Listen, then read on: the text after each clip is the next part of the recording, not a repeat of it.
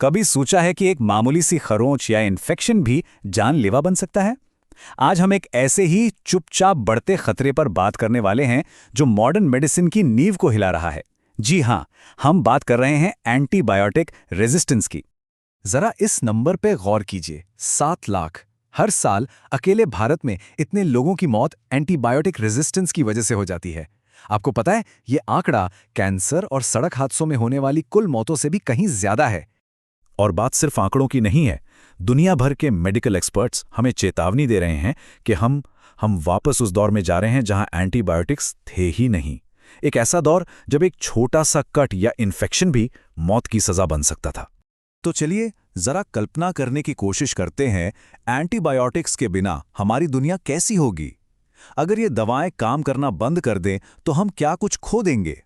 जरा सोचिए, आज के समय में सर्जरी, कीमोथेरेपी या ऑर्गन ट्रांसप्लांट जैसी प्रक्रियाएं कितनी आम हैं।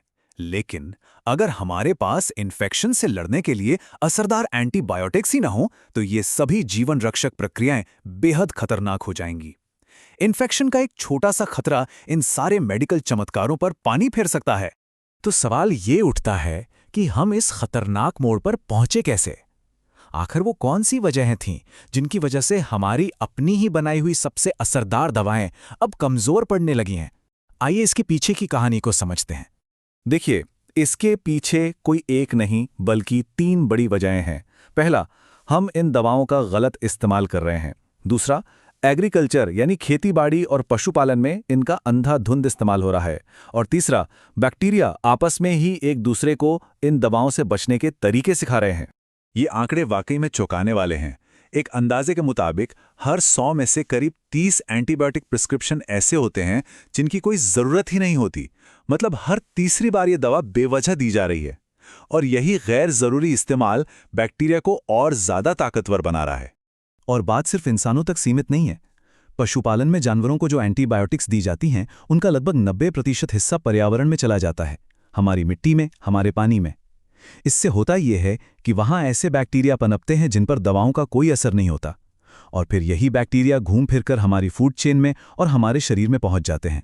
तो ये होता कैसे है? ये सब खेल है जीन्स का। बैक्टीरिया के डीएनए में कुछ खास जीन्स होते हैं जो उन्हें इन दवाओं के हमले से बचाते हैं। लेकिन सबसे डरावनी बात यह है कि बैक्टीरिया इन जीन्स को एक दूसरे के साथ शेयर कर सकते हैं। मतलब ये एक दूसरे को बचाने के लिए अपनी सर्वाइवल गाइड की अदला बदली करते रहते हैं। और इसी प्रक्रिया से जन्म होता है उन लाइलाज सुपर बग्स का जिनका नाम हम आजकल सुन रहे हैं। तो अब बात करते हैं इन सुपर बग्स की। ये नए मजबूत बैक्टीरिया हमारी सेहत के लिए कितना बड़ा खतरा बन चुके हैं और इनका असर हमारी जिंदगी पर क्या पड़ रहा है। देखिए, ये कोई दुर्लभ बीमारियां नहीं हैं। ये वो बीमारियां हैं जिनका नाम हम सबने सुना है, टीबी, निमोनिया, गोनोरिया। लेकिन अब हो ये रहा है कि इन आम बीमारियों का इलाज भी लगातार मुश्किल होता जा रहा है। क्यों? क्योंकि जो दवाएं कल तक इन पर असर करती थीं, वो आज बेअसर हो रही हैं। मल्टी ड्रग रेसिस्टेंट टीबी, यानी कि टीबी का वो रूप जिस पर कई दवाएं बेअसर हो जाती हैं, वहां तो हालत और भी खराब है। 2020 के आंकड़े बताते हैं कि हर 3 में से सिर्फ 1 मरीज को ही इसका इलाज मिल पाया। यानी 3 में से 2 मरीजों को इलाज ही नसीब नहीं हुआ। ये हमारे हेल्थ केयर सिस्टम के लिए एक बहुत बड़ी चुनौती है। और इस आग में घी डालने का काम किया कोविड-19 महामारी ने। अब देखिए, कोविड तो एक वायरल इन्फेक्शन था, लेकिन अस्पतालों में भर्ती कई मरीजों को सेकेंडरी बैक्टीरियल इन्फेक्शन के डर से एहतियातन एंटीबायोटिक्स दी गईं। एक स्टडी में तो ये पाया गया कि 71% कोविड मरीजों को एंटीबायोटिक्स मिली। नतीजा, इस वजह से एंटीबायोटिक रेजिस्टेंस और तेजी से फैल गया। और बात सिर्फ इन्फेक्शन ठीक होने पर खत्म नहीं हो जाती। एक और चौंकाने वाली बात सामने आई है कि कई बार एक बैक्टीरियल इन्फेक्शन शरीर में लंबे समय तक चलने वाली दूसरी बीमारियों को भी जन्म दे सकता है। मिसाल के तौर पर यर्सीनिया नाम के बैक्टीरिया के इन्फेक्शन के बाद रिएक्टिव आर्थराइटिस होने का खतरा 47 गुना तक बढ़ जाता है। तो ये सब सुनकर ऐसा लग सकता है कि हम ये जंग हार रहे हैं, लेकिन क्या वाकई ऐसा है? जी नहीं, बिल्कुल नहीं। दुनिया भर में इस खतरे से लड़ने के लिए बहुत कुछ किया जा रहा है। चलिए देखते हैं कि इस लड़ाई को जीतने के लिए हमारी रणनीति क्या है। इस बड़ी लड़ाई को जीतने के लिए एक 3 तरफा रणनीति पर काम हो रहा है। पहला है ग्लोबल कोऑर्डिनेशन, यानी दुनिया के सभी देशों का मिलकर काम करना। इसे वन हेल्थ अप्रोच भी कहते हैं। दूसरा है नई रिसर्च, ताकि नए इलाज और नई दवाएं खोजी जा सकें।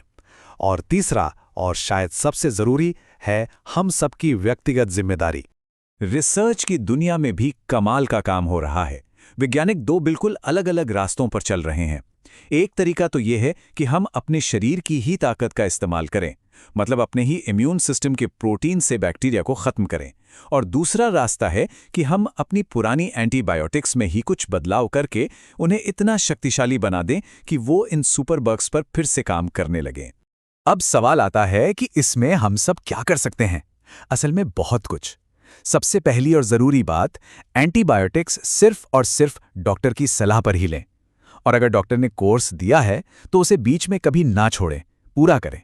इसके अलावा साफ सफाई का ध्यान रखें, जैसे नियमित हाथ धोना, समय पर टीके लगवाना और खाना बनाते समय स्वच्छता बरतना।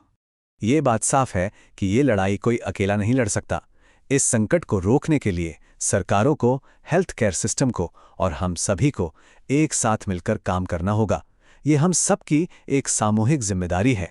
20वीं सदी ने हमें एंटीबायोटिक्स का तोहफा दिया, एक सच्चा चमत्कार।